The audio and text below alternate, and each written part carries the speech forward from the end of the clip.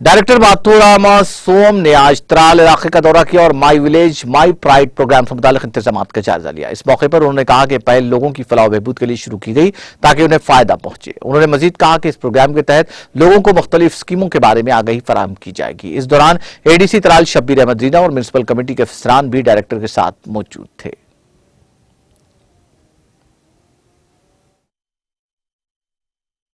खास मकसद यही है कि हम हर कमेटी काउंसिल में जाके देख रहे हैं कि जो हमारी प्रोग्राम का मकसद है वो पूरा हो रहा है, काम हो रहा है, और क्या जो गवर्नमेंट का इसके पीछे एक रीज़न है वो वाकई ऑन ग्राउंड है।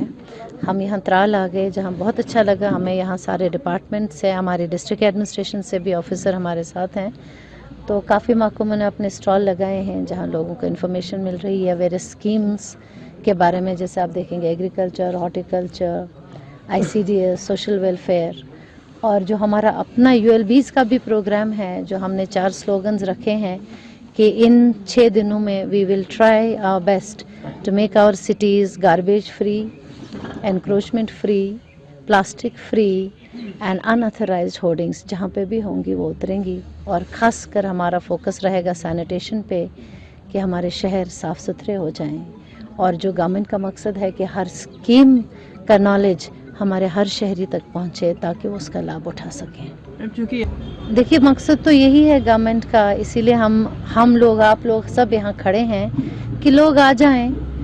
कल आपने देखा होगा कुछ कमिटीज़ घर घर भी हम जा रहे हैं ताकि लोगों को हम वेरियस स्कीम्स के बारे में नॉलेज दें और वो उसका फ़ायदा उठाएं। जो माई टाउन